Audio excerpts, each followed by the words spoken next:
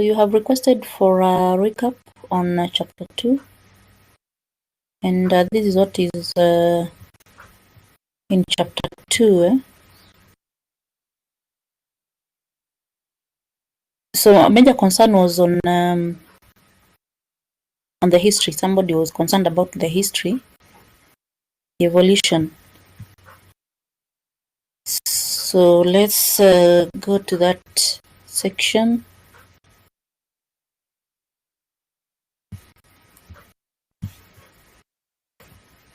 I don't know what could have been challenging on that section. Probably it could be there's so many acronyms that are appearing here, but for the acronyms, I think I've been explaining most of these acronyms, what they mean.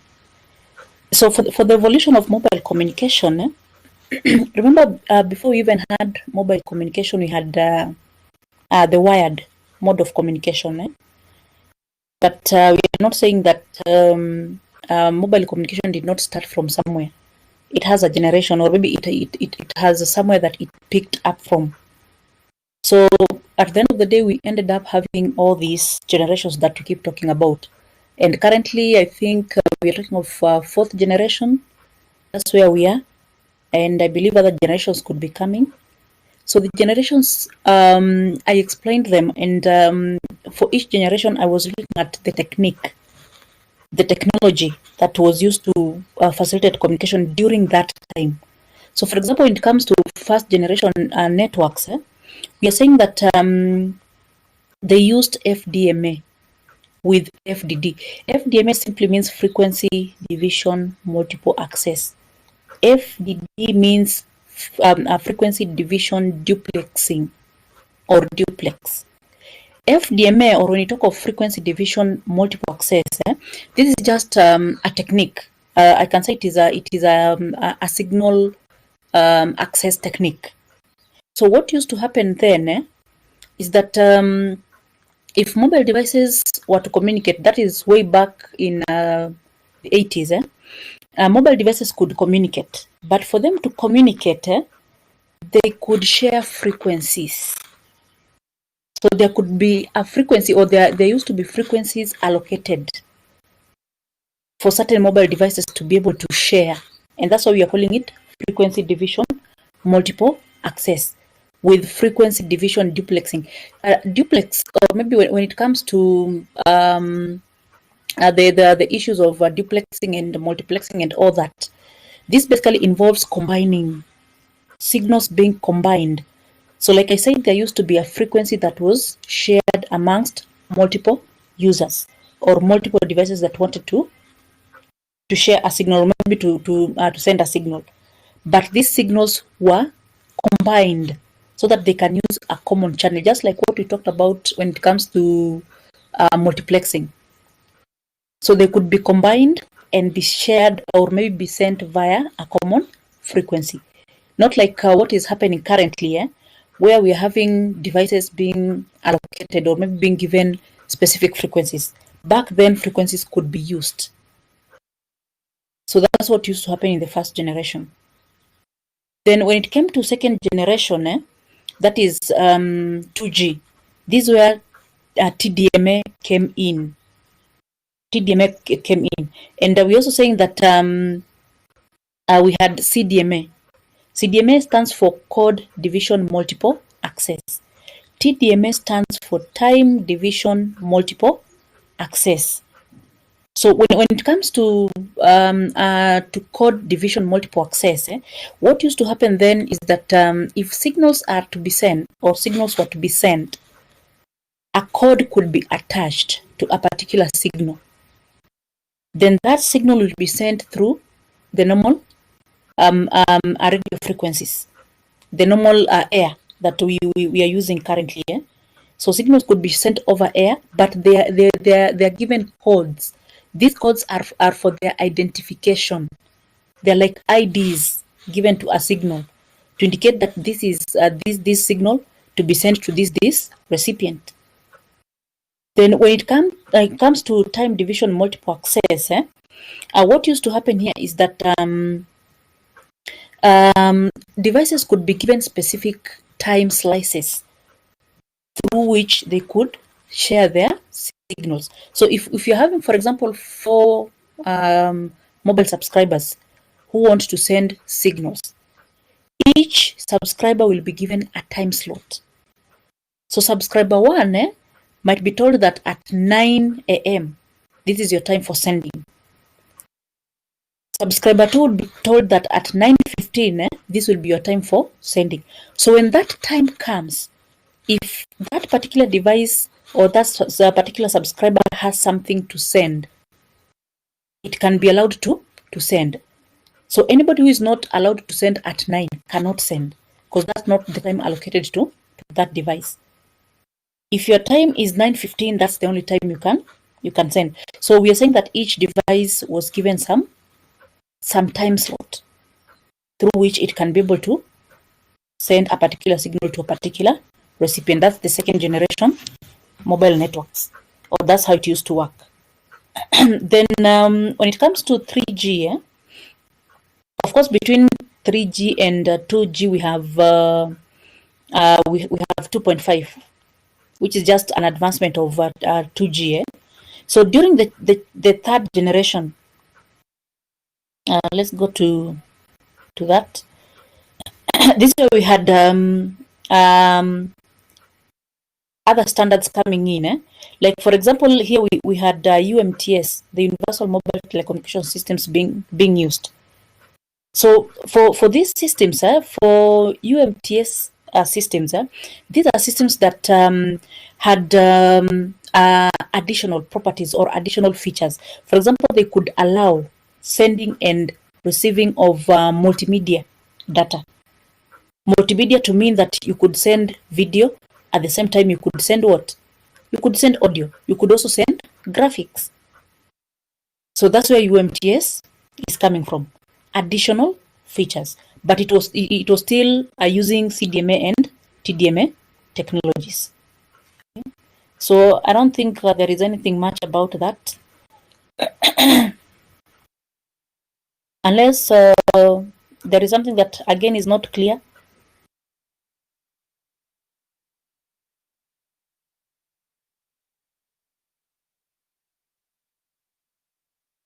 So for each particular generation, there are some standards, there are some protocols, there are some principles that were being used, and all those principles are what are being indicated here. Time division duplexing, frequency division duplexing, several multiple access techniques, GSM. We shall look at GSM later, so we can leave it at that at the moment. The same case applies to multiple access techniques. We shall learn more about these multiple techniques, the code division, the time division, and everything else. We shall look at them later in a later topic. So I don't think there is anything much. I don't think there's anything much unless you've got questions. Unless there's something that you want clarity on, or maybe you want some clarification on.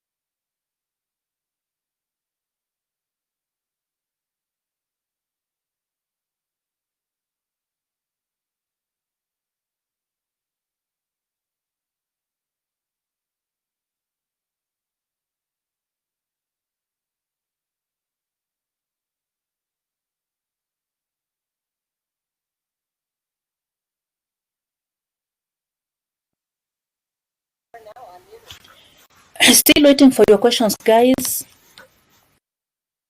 That is on the evolution.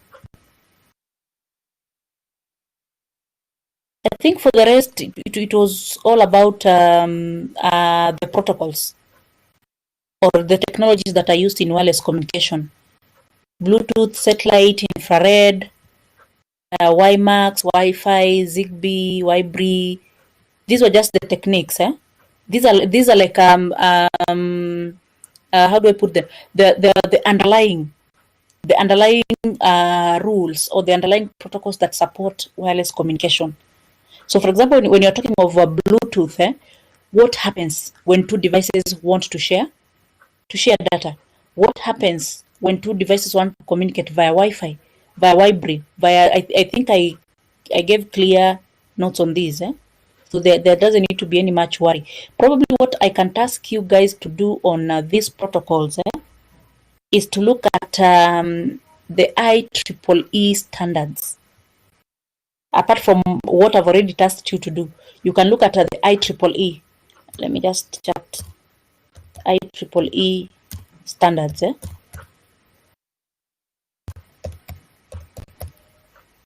For wireless communication or for mobile communication.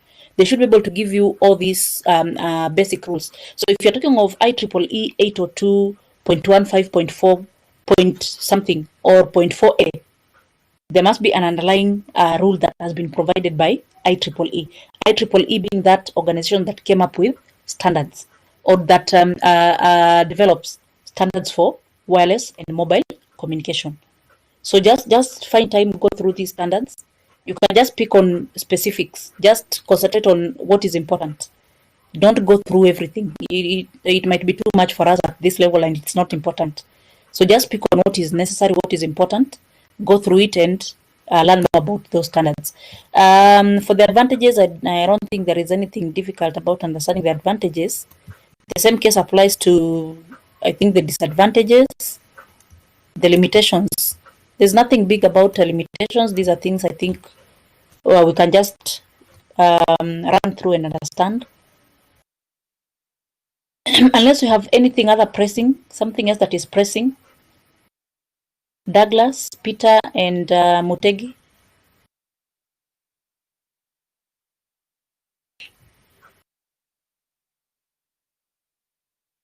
Unless there's anything else that is kind of challenging on topic 2.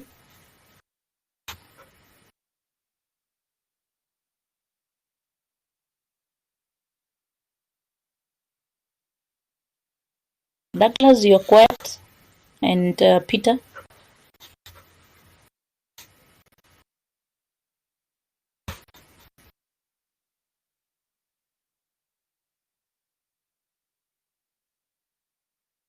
Okay, I can assume that silence means we are okay. Anything on topic 3?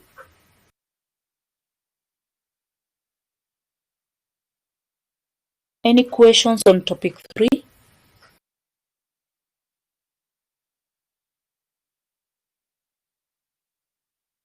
Topic 3, any queries? Let me see what topic 3 was all about.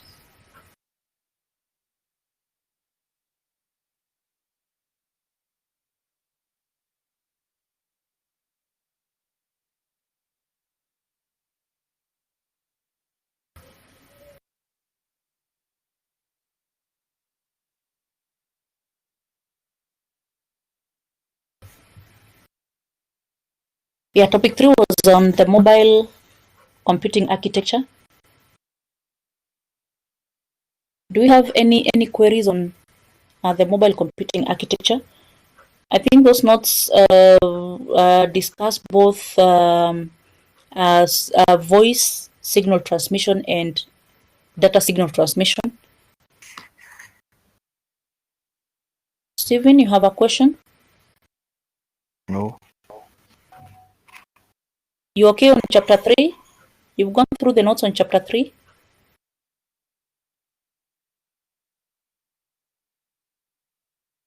Yes, I'm okay. So no one has questions? I don't think there is anything much. There is anything much on chapter 3, because for that chapter, our interest was to understand what normally happens in any given mobile architecture. So here we are saying that when it comes to devices communicating, devices can always send both voice and data. And I think, let me just share those notes, just a minute. Just give me 1 minute, I share the notes.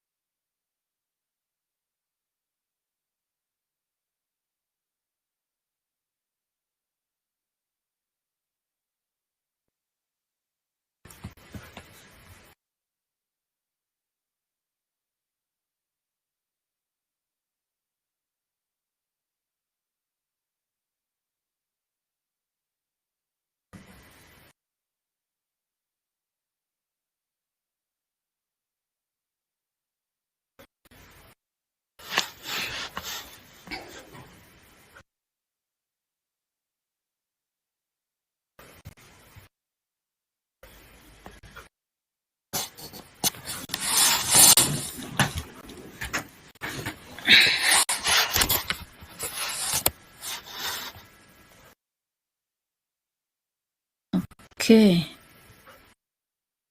I don't know what has happened. Let me just restore it. So these are the notes that I had given on topic 3. I don't know. Had we gone through topic 3? Had we done a discussion on topic 3? I can't remember because I've had so many classes. I can't remember which I've done, which I've not done.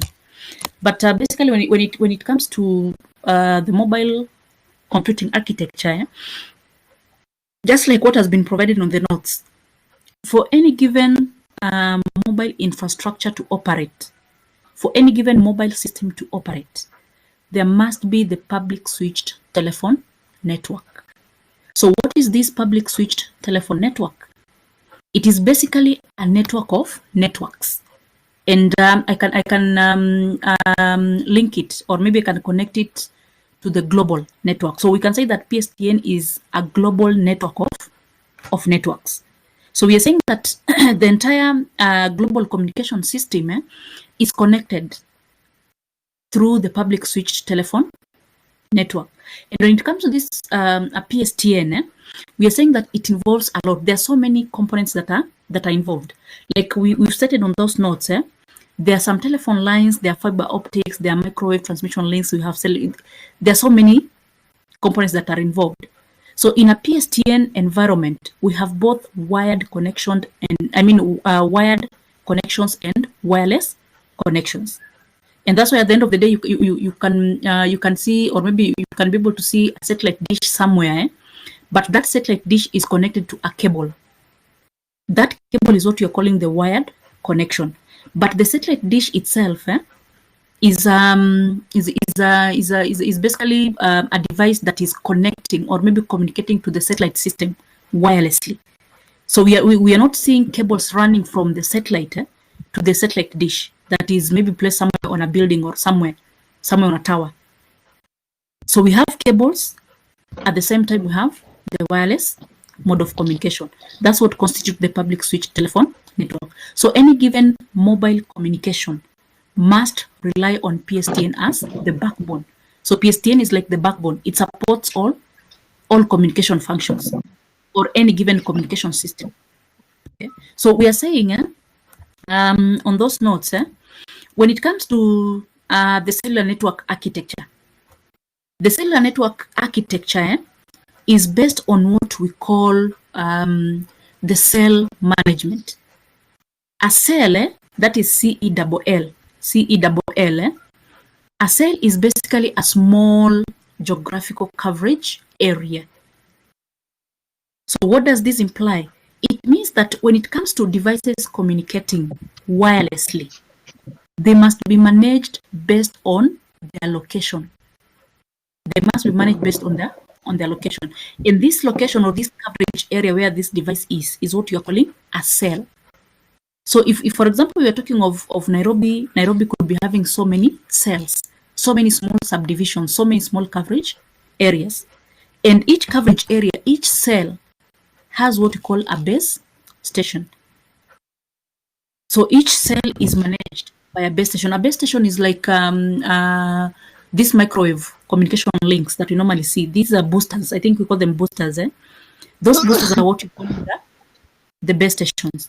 So it is the responsibility of this base station to pick signals from a mobile device and transmit it or retransmit it to another mobile device or maybe to another base station for a particular mobile device. And for this to be able to happen, we are saying that PSTN must be there. The entire communication process must rely on the public switched telephone network. So when you talk of the base station and the mobile switching center, the mobile switching center is like the control unit. So if you're using a Safaricom network, for example, Safaricom could be having so many boosters around, so many microwave communication links around. And for all these communication links to work, there must be a control system. The control system could be at the headquarters of Safaricom. So the base stations should send signals to the mobile switching center, which then communicates back. I hope you're together to that point. Which again communicates back to ensure that communication has been effected. And all that happens very fast that we might not be able to notice that anything is happening. The communication process is usually very fast. So we have the mobile station sending a signal to the base station, which sends a signal to the mobile switching center, which sends back a signal to the base station that sends the signal to the recipient. So the cellular network architecture is basically based on that mode, or maybe based on that infrastructure. PSTN having mobile switching centers with base stations that control particular coverage areas. Then when it comes to data communication, that's for voice.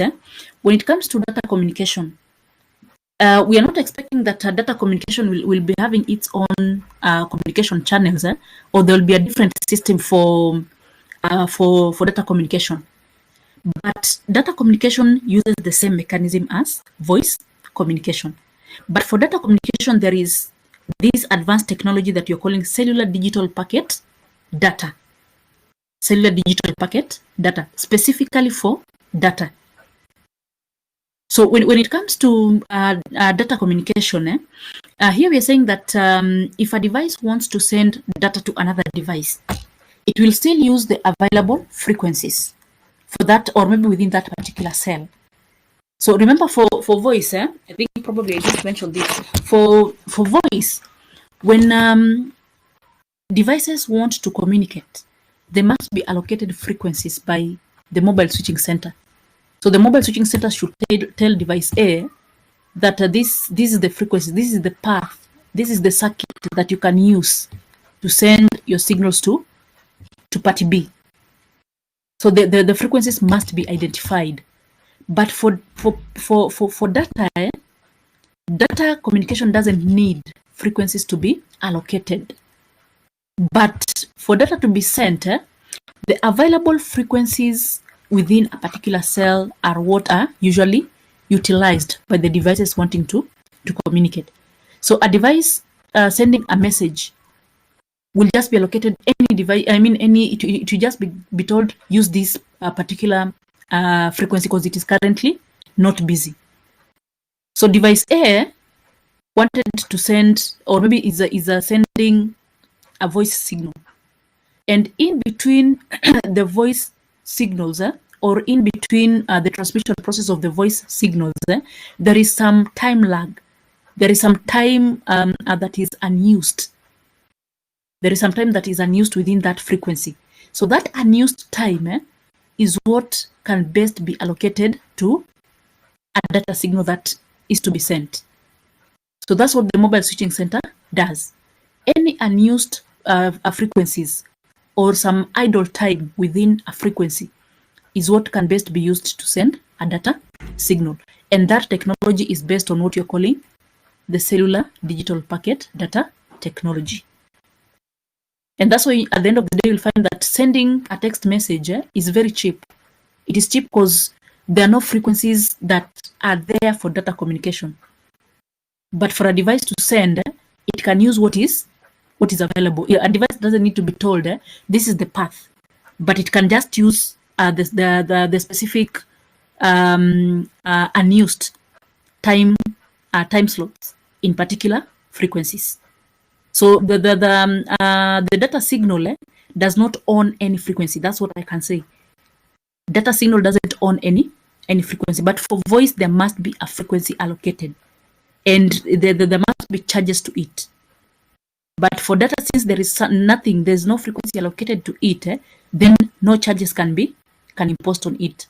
And that's why at the end of the day it becomes cheaper, because it steals. It's like data signals steal.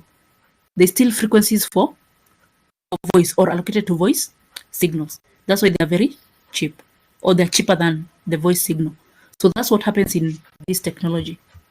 And all this happens in what you're calling the cellular architecture. So I think all this is self-explanatory. We have all these components that support what happens in cellular communication. So just go through them again. We can do a recap where you feel probably you didn't understand something.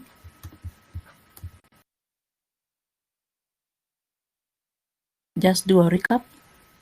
So for topic 4, I've not yet shared the notes. That is on, I think, GPRS.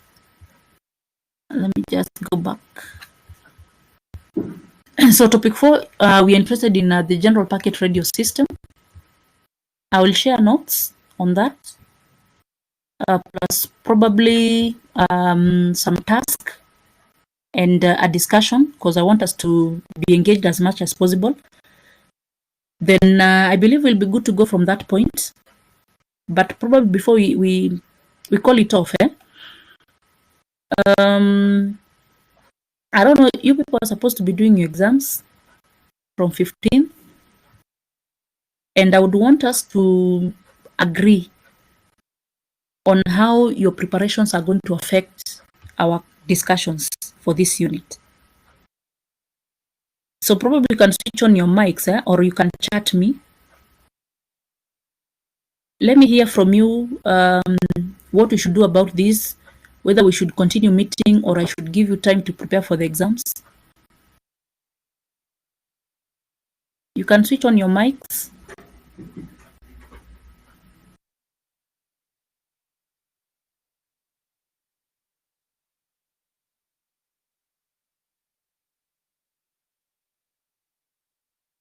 What do you people think about your exams preparations?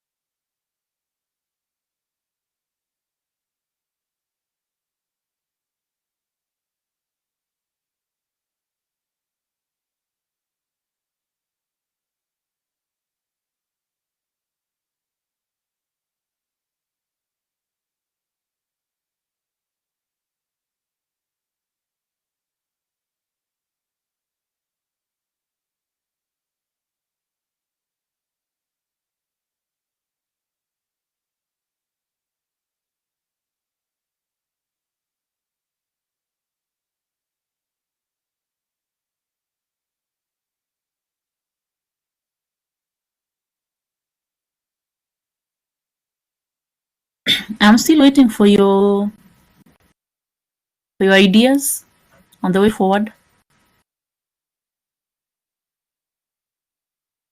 Douglas, Steven, Mutegi, Peter is offline. Because your exams are starting on 15th from what I've been told. Eh? They're starting from 15th.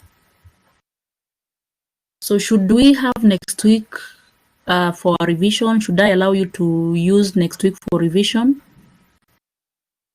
Or should we carry on with our discussions? Washira, you are saying yes. I don't know what yes implies.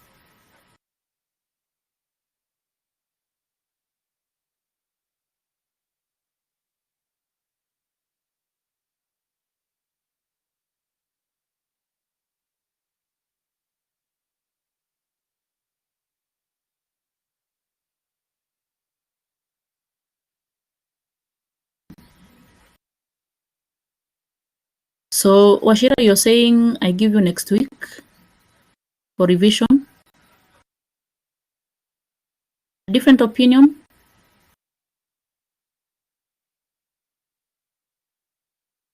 Mutegi, what is your concern? You want to pardon Washira?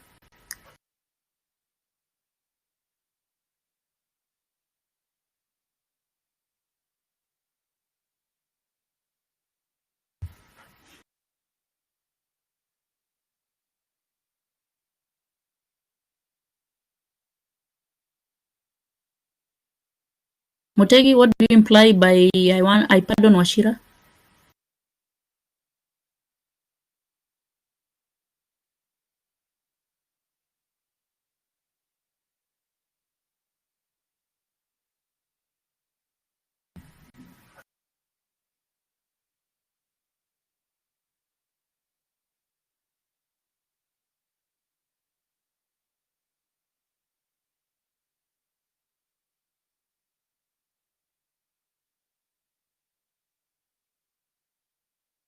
Okay, so the three of us have agreed that you need next week for revision, which is okay. I cannot deny you that. It's your right. Eh?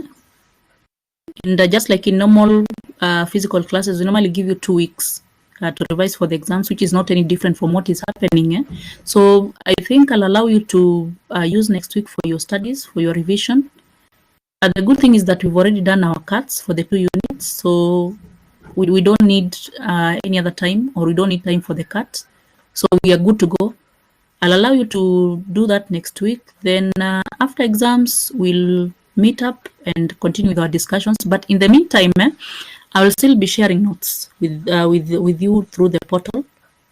So next week being week 5, I'll still be able to share. In fact, week 5 is this week. It's just that our week 4 was interrupted last week by the cut. So next week is our week 5. I'll still share notes for week 5. The other week that we'll be doing exams, I'll still share notes on that, unless advised otherwise.